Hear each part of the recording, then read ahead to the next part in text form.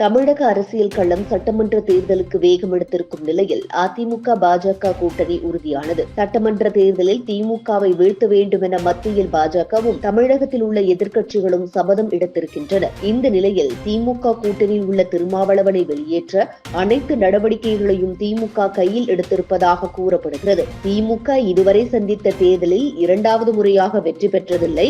அதேபோல் அதிமுக இரண்டாவது முறையாக தோல்வி அடைந்ததும் இல்லை. இதனை மாற்ற வேண்டும் என இரண்டு திராவிட கட்சிகளும் போட்டி போட்டு வருகின்றன. இந்த நிலையில்தான் திமுக கூட்டணி பலமாக இருந்தாலும் அதிமுக கூட்டணியில் தற்போது பாஜக இணைந்து கூட்டணி அமைத்திருக்கிறது. இதனால் என்டிஏ கூட்டணியில் பாமகவும் இணைந்து தொடர்ந்தால் வட மாவட்டங்களிலும் கொங்கு மாவட்டங்களிலும் மற்றும் தென் மாவட்டங்களில் வாக்கு அதிகரிக்கும் மிகப்பெரிய வெற்றியை பெறும் என்பதால் திமுகவுக்கு இதனால் வாக்கு குறையக்கூடும் என்பதாலேயே திமுக கூட்டணியில் இருந்து திருமாவளவனை நீக்க வேண்டும் என அறிவாலயத்தில் ஆலோசனை நடத்தியதாக அரசியல் வட்டாரங்களில் இருந்து பேச்சுக்கள் எழுந்துள்ளன. அதில் திமுகவில் இருந்து விசிகாவை வெளியேற்றிவிட்டு பாமகவை தன் பக்கம் இழுப்பதன் மூலம் அதிமுக அணியை பலவீனப்படுத்த திமுக திட்டமிட்டிருப்பதாக கூறப்படுகிறது. தொடர்ந்து திமுக கூட்டணியில் இருப்பதாகவும் கூட்டணி உடைபடும் என்று எதிர்பார்த்தவர்களுக்கு ஏதும் கிடைக்காது என கூறி வந்த திருமாவளவன் தற்போது அவரை திமுகவே வெளியேற்ற முயற்சி தொடங்கியிருப்பது திமுக ஆதரவாளர்களுக்கு பெரும் ஷாக்கை கொடுத்திருக்கிறதா?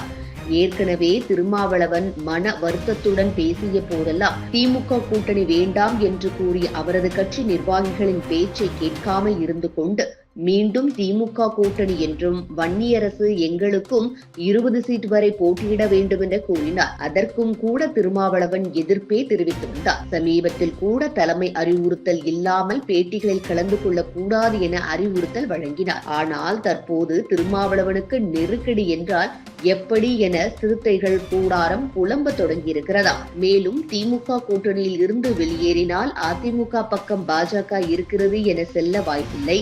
விஜய் பக்கம் சென்றால் திருமாவளவனுக்கு இருந்த வாக்கு என்பது ஏற்கனவே விஜய் வந்த போது அவர் பக்கம் சென்றது. தற்போது விஜய் பக்கம் சென்றால் மொத்தமும் முடிந்துவிடும் என அரசியல் விமர்சகர்களின் கருத்தாக இருக்கிறது. இதுபோன்று முக்கிய நிகழ்வுகள், அரசியல் தகவல்களை ஆழமாகவும் மாறுபட்ட கோணத்திலும் அறிந்து கொள்ள மறக்காமல் உங்கள் IND தமிழ் 24/7 பக்கத்தை பின்பற்றிக் கொள்ளவும்.